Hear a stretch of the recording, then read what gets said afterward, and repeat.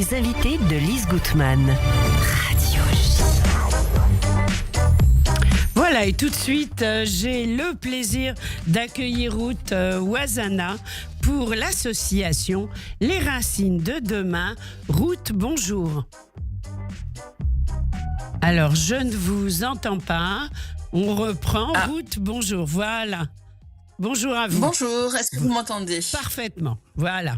Ok, Alors, Ruth Ouazana, vous êtes à la tête avec plusieurs personnes de l'association Les Racines de Demain. C'est un nom, comme je l'ai dit en présentant la matinale, qui m'avait paru très mystérieux.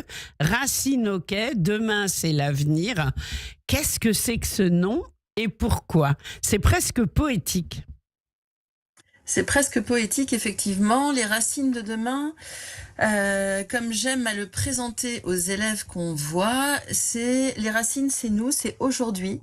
C'est qui on est et ce qu'on veut développer, c'est que demain soit contribuer à faire que demain soit une société plurielle et solidaire.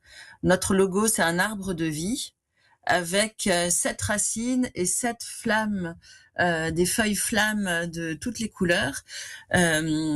Pourquoi pluriel et solidaire ? Parce qu'on est tous différents les uns des autres et que donc c'est le prendre en considération, et solidaire parce que on a une seule France et on veut que la France de demain soit meilleure. Et donc, les racines de demain a pour objectif d'apaiser la société. Et c'est mon mari, Michael Barrère, qui a trouvé ce nom que j'ai trouvé très beau dès le départ et on a choisi ensemble au moment de la fondation de notre association de choisir ce nom symbolique. Pourquoi fonder cette association et quels sont ses objectifs, même si à travers ce que vous venez de nous dire, on a déjà un peu compris. Alors, pourquoi la fonder ? J'ai envie de dire, à la base, ça a été la solution pour améliorer, pour apaiser la société autour de nous. Moi, c'est parti d'un constat quand j'étais toute petite fille, après avoir eu mon premier fait antisémite, après qu'une petite fille m'ait dit à 7 ans qu'elle pouvait pas jouer avec moi parce qu'elle voulait pas attraper la maladie des Juifs. À 11 ans, je me suis promis qu'un jour, je serais assez grande pour comprendre quelle était cette maladie et de lutter contre. Et mon mari, c'est Ilan Halimi qui a été le déclencheur, plus exactement la naissance de ces triplés 3 ans jour pour jour après le début du calvaire d'Ilan Halimi. Il s'est dit, je veux construire une France dans laquelle on puisse grandir en étant juif et en étant fier d'être juif et sans se retrouver à être assassiné pour des questions de préjugés sur les juifs parce que les juifs sont riches ou autres. Et c'est courageux parce qu'étant donné le contexte sociétal actuel, ce n'est pas évident. Ce n'est pas évident, mais ça marche. Et ça marche même très bien. Pour vous dire, moi, donc pour répondre à la petite fille que j'étais à l'époque, ça fait 25 ans que je suis sur le terrain interculturel, interreligieux. Je l'ai beaucoup été au niveau mondial et là depuis 10 ans au niveau national et lyonnais principalement. Mon mari, suite à la naissance de ces triplés, a créé quelque chose qui s'appelait Comprendre le judaïsme. Et quand je l'ai rejoint, quand j'ai quitté Israël en 2016 pour faire ma vie avec lui et donc revenir en France et habiter sur Lyon, on a très rapidement décidé de créer ensemble cette association Les Racines de Demain pour pouvoir lier ce que moi je faisais depuis une quinzaine d'années et ce que lui faisait depuis une dizaine d'années et développer en fait cette lutte contre l'antisémitisme que lui avait commencé sur Lyon en le développant sur l'ensemble des religions et des cultures. Et je peux expliquer pourquoi l'ensemble des religions et des cultures, parce que si on veut vraiment lutter contre l'antisémitisme, il faut lutter contre toutes les formes de racisme et de haine de l'autre. À notre sens, c'est le meilleur moyen pour permettre aux jeunes, quels qu'ils soient, d'apprendre, de comprendre et de vouloir aller vers l'autre. Alors, comment cette association fonctionne-t-elle? Comment la faites-vous fonctionner? Quelles sont vos activités? Alors, nos activités, l'activité principale, celle avec laquelle Mickaël avait commencé avant que je le rejoigne, c'était d'ouvrir la synagogue. Ouvrir la grande synagogue de Lyon aux écoles. Il a travaillé au départ, lui, simplement avec les écoles catholiques parce qu'elles avaient cette appétence, là où les écoles publiques ne l'avaient pas encore. Je suis pas sûre que dans beaucoup d'endroits, elles l'aiment, mais c'est bien de le faire. Alors, allez-y. Complètement. Donc, ouvrir la synagogue et expliquer en 1h30 ce que c'est qu'un juif. Leur poser des questions et faire à travers une pédagogie active, c'est-à-dire toujours avec des questions-réponses, les amener à se poser des questions, les amener à apprendre et à découvrir.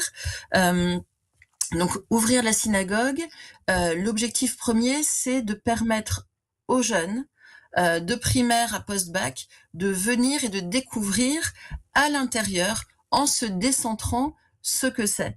Et à partir il y a 5-6 ans, on a décidé d'ouvrir ça totalement aux écoles. Deux choses. D'une part, post-Samuel Paty, il y a l'Académie de Lyon, il y a le responsable académique qui est venu nous voir, l'inspecteur, et après une intervention, a dit en fait c'est exactement de ça dont on a besoin, dont toutes les écoles ont besoin. Et donc, on a reçu suite à ça l'agrément académique de Lyon pour pouvoir notamment travailler avec les écoles publiques. Et on a fait également un partenariat avec la Grande Mosquée et avec la cathédrale pour que les établissements scolaires puissent venir et découvrir dans une même journée juifs, chrétiens et musulmans en se décentrant. En allant dans les différents établissements, ça leur permet de sortir, de découvrir un lieu. Concrètement, par rapport à la synagogue, ça leur permet de voir l'intérieur d'une synagogue, de rencontrer au moins un ou une juive dans leur vie et de pouvoir poser toutes les questions. Et en posant toutes les questions, puis nous on leur demande qu'est-ce que pour vous c'est quoi un juif? On attend aussi d'entendre les juifs c'est riche, les juifs c'est radin, etc., etc. Faire sortir tous les préjugés pour pouvoir aller aller dessus. Alors est-ce que vous en avez entendu beaucoup des préjugés de cet ordre-là? Alors pour les petits, non. Ce qui est plutôt une bonne nouvelle. Oui. Les élèves de 6e n'ont pas ce genre de préjugés. À partir de la seconde première, oui, ils ont entendu ça, même à partir de la 3e. C'est pas forcément leurs préjugés, mais c'est des choses dont ils ont entendu parler. Et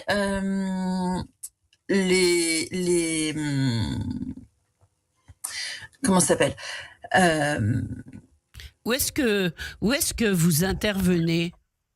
Vous intervenez parce que je sais que vous habitez à Lyon, la grande synagogue de Lyon, on a compris, mais bon, où est-ce que vous intervenez ailleurs? Est-ce qu'il y a une filiale à Paris, à Lille, enfin j'en sais rien, à Strasbourg? Oui. Alors, d'une part, on intervient à la grande synagogue de Lyon, on travaille également avec les établissements scolaires dans leurs écoles. Donc, on fait également des interventions dans les établissements scolaires, des interventions à 3 voix. C'est l'histoire d'un juif, d'un chrétien et d'un musulman qui entrent dans une classe, mais c'est pas juste une blague. C'est le début d'une belle aventure républicaine, comme on aime à le dire, pour permettre aux jeunes de poser leurs questions sur des petits papiers pour que ce soit anonyme et que ça soit riche. On fait également des interventions sur la Shoah. Quand Benjamin Orenstein est parti, c'était un de nos derniers survivants sur Lyon, je lui ai dit ne t'en fais pas, je prends la relève et quand je donne les interventions sur la Shoah, je commence avec Benjamin, je finis avec Benjamin et c'est un peu mon fil conducteur tout au long pour pouvoir, en plus de l'histoire que j'apporte de la vie de la famille de mon mari, on fait également des interventions sur Croire et Savoir.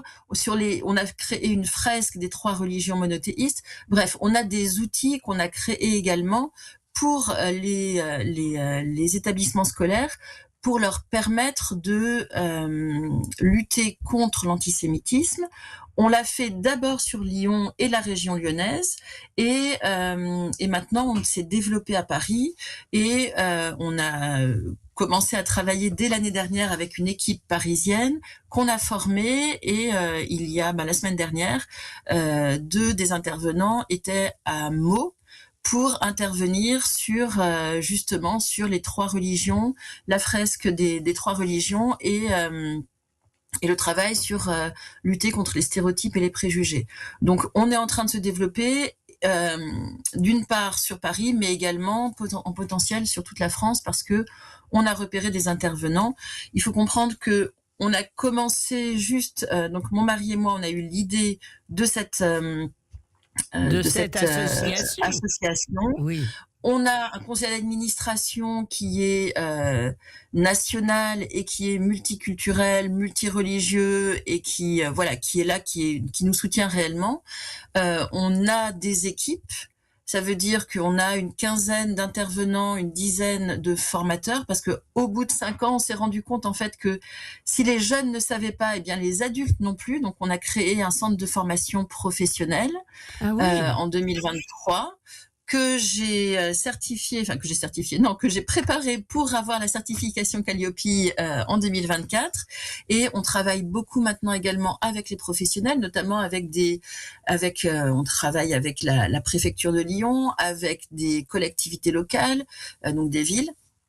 On travaille également avec des associations comme les centres sociaux, qui sont très en demande d'avoir des outils pour lutter contre le racisme, l'antisémitisme, contre les préjugés de manière générale. On a plusieurs formateurs au sein de notre équipe de formation qui sont spécialisés sur la laïcité. Et donc, on forme sur la laïcité et sur le fait religieux avec Dialogos, à destination des associations, des collectivités et des entreprises. Donc voilà, on a vraiment développé cela. Vous avez fait aussi, dans le genre un peu plus léger, mais très sympa, un très très beau calendrier avec toutes les fêtes œcuméniques. Tout à fait. On s'est dit que pour pouvoir développer nos actions là où nous, on ne peut pas directement intervenir, avoir des éditions. Et donc, on a effectivement créé, alors tout d'abord, un petit livret sur la laïcité. Un petit livret parce qu'on voulait que ça soit accessible facilement aux lycéens et aux adultes curieux. On a reçu d'ailleurs le prix de la laïcité 2025 du ministère de l'Intérieur sur ce livret laïcité, dont on est très fiers. Et on a créé également... Merci. Bravo. Et on a créé également effectivement un calendrier du vivre ensemble avec des fêtes de 12 cultures différentes. On a 11 religions différentes, 11 religions cultures différentes, et les fêtes civiles nationales et internationales pour pouvoir aller à la rencontre de l'autre, pour pouvoir mieux comprendre qui est l'autre. Donc les éditions, c'est pour développer effectivement notre activité que chacun puisse savoir. Aller à la rencontre de l'autre, en hébreu, c'est Kabbalat Panim. Et donc, vous respectez ce Kabbalat Panim plus, en organisant tout ce que vous faites. Si on souhaite vous retrouver, suivre votre actualité, il y a une chose. Alors, il y a 2 choses que je n'ai pas dites. La première, c'est que vous êtes ce qu'on appelle une vraie militante et que vous êtes à l'origine du projet Limoud. Et ça, j'avais envie de le dire parce que nous, on s'était rencontrés il y a très longtemps quand vous aviez créé ce projet en France. C'est un projet qui vient de Grande-Bretagne et vous l'aviez importé dans l'Hexagone, si j'ose dire. Et puis, vous avez également une colonie de vacances multiculturelle, mais qui est déjà pleine pour cet été. Donc, on n'en parle pas. Ce qu'on aimerait savoir, c'est sur quel réseau vous retrouvez pour avoir toutes vos informations, Ruth Oisana. Alors, sur Instagram, Les Racines de demain, vous allez retrouver toutes les interventions grand public. Alors, sur Instagram et sur le site internet. Sur le site internet Dialogos France et sur Instagram Dialogos France ou sur Facebook également, ou sur LinkedIn, vous pouvez retrouver toutes les informations pour les formations. Et sur Shorachim, la colonie n'est pas multiculturelle pour le coup, mais elle est, elle est pas. Ah, je croyais. pour les D'accord. Juifs. Elle est D'accord. pour les Juifs, la colonie de vacances, mais comme pour Limoud, en fait, c'est tout courant confondu. On a depuis ceux qui vont jamais à la synagogue, jusqu'aux ultra-orthodoxes, tout ce petit monde qui vient, mais effectivement, on est déjà plein pour cette année. L'objectif, Voilà. c'est encore une fois d'ouvrir les horizons On a pour compris. tous. Merci beaucoup de faire ces Avec liens. grand plaisir. De faire ce lien et évidemment les racines de demain. On va vous suivre quand vous le souhaitez sur Radio J. Merci, au revoir. Merci. Au revoir. Au revoir.